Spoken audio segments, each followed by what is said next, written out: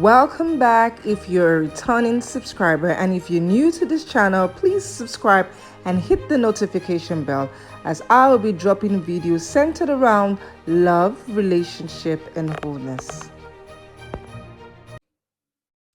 Hello and welcome to Betty's Musings. My name is Elizabeth Omori, and today I'll be talking to you about how to work together as a couple. I realize that a lot of people are married, but they are still living single lives. They have no idea what it means to actually or how to actually work together as a couple. So, because of that, they are unable to achieve a lot of things. There's usually resentment between the husband and wife because there's just a gap. And if you understand that marriage is for companionship and it's supposed to be a thing of two people against the world, then that means two people against the world means that you're meant to be able to work together, in this thing called life. Okay, so one of the things that to consider is the fact that as a couple, you are meant to be in each other's lives. You're meant to know what is happening in each other's life. You have to be each other's business. There's some people that have no idea what their husbands are doing.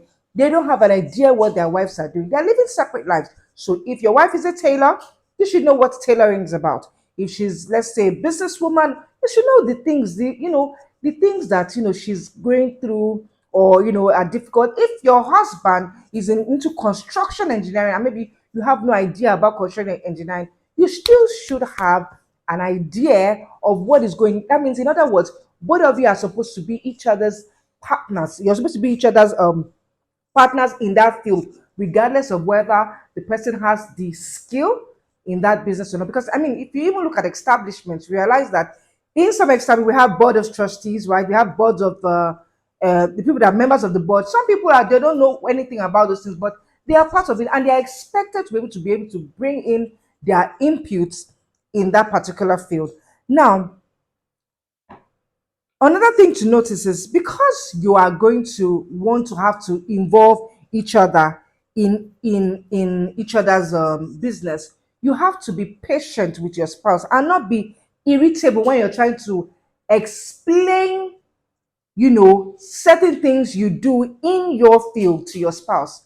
For instance, like I said, if like a man is trying to tell his wife, let's say they are working on a building project, he should not just be quick to just feel as if maybe we need to do 10 bags of sand, of cement, and then she's still trying to process it. Instead of being irritable and quick to just dismiss her, you should be patient to teach her or to explain.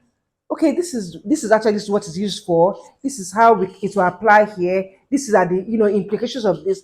Let her, because the truth of the matter, there might be something that she might have to offer. It might not be a great skill, but there might just be something. So you don't be irritable if that person is not, if your spouse does not have a clue of what you experience or the modalities of the things that you're handling.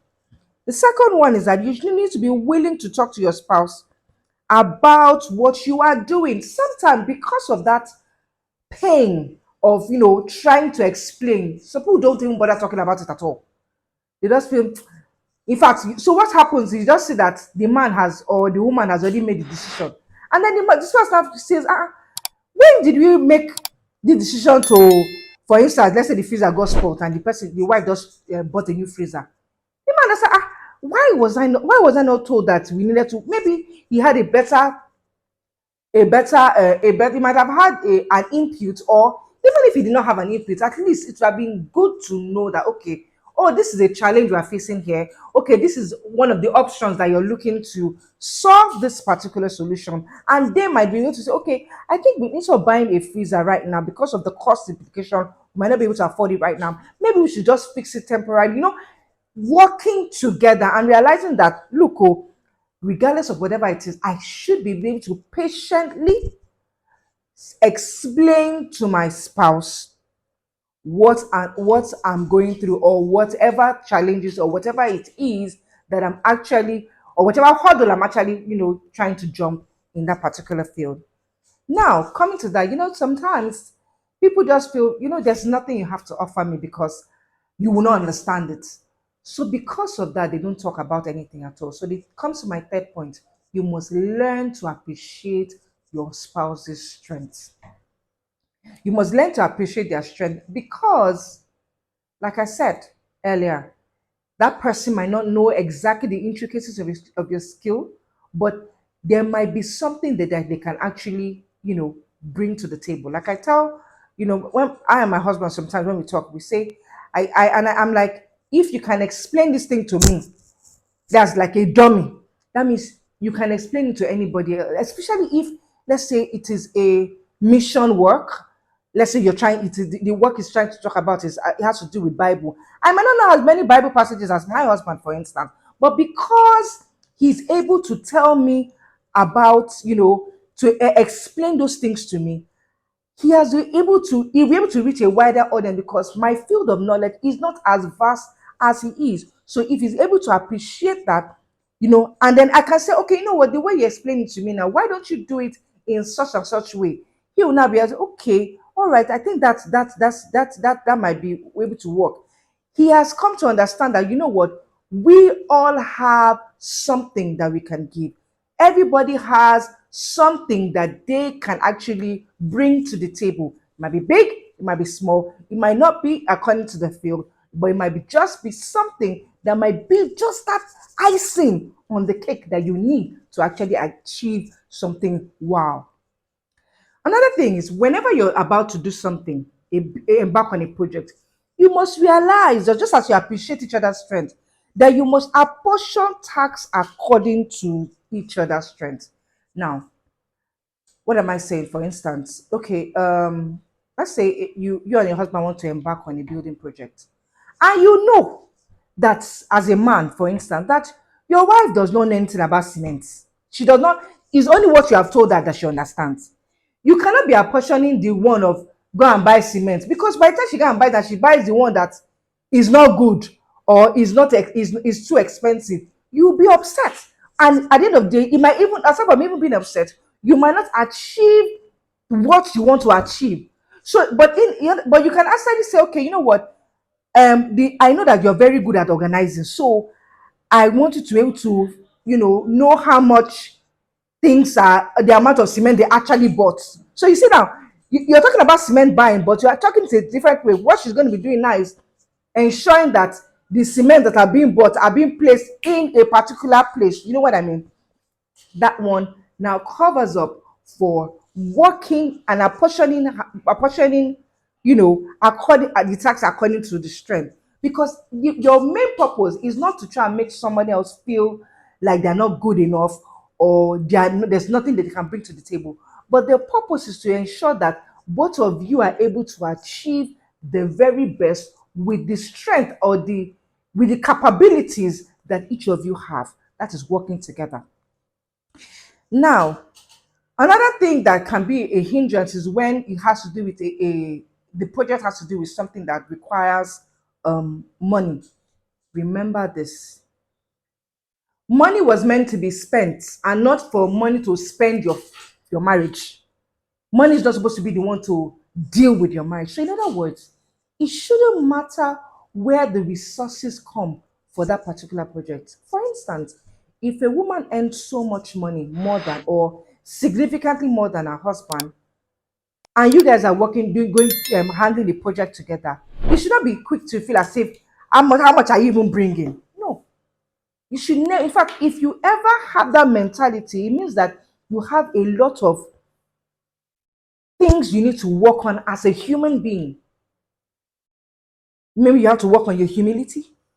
You have to work on, actually being loving to your husband and being humble to your husband because you realize that you have made an idol of your resources and money in your marriage. You have placed it in a place that it should not be. You should never force about where those resources come from. What should be matter to you as a couple should be how well are we making use of our resources. I take it again. It should be about how well you're making use of the resources and not exactly about so long as both of you, are not lazy, both of you are working and you both of you are, working towards the benefits of the family, you should not be that. So now let me give you a recap. The recap is this: one of it is that you must be each other's partners, no matter the field that your spouse is into. The second one is that you should not be irritable when your spouse does not understand your particular field or the things that you do. Thirdly, you should be willing to talk to your spouse about the things that you are doing. Don't keep them in the dark simply because you feel they do not understand. Another one is that you should appreciate each other's strength. Everybody has something to give, no matter how small. I mean, if our children have things to give us and they've not lived on this earth as much as we have, how much more your spouse? Also, apportion tax according to the strength of your spouse and not just what you think your spouse should be doing. If not, you will not get the very best of that particular project or the thing that you're working on. And lastly, never force about where the resources are coming from, but on how your resources are being utilized. I hope this has helped you. Till I come your way next time, please do have a great day. Bye. Please purchase a copy of my ebooks, Wisdom the Sweetness of Your Marriage. It is a very practical book loaded with things to guide you on how to examine your marriage, case studies for you to understand things that are being taught, stories to also strengthen your knowledge as well. It has loads of Bible verses for people that are Bible believers, and it is for people that are seeking to improve their marriage, resolve conflict, and for pre-marriage counseling. This book is above 150 pages. It's not like your regular ebook. If you want a copy, follow the link and purchase yours now. You can also follow me on my social media handles. Thank you so much for watching to the very end. Please take out the time to like, share, and subscribe to the channel. Till I come your way next time. Bye.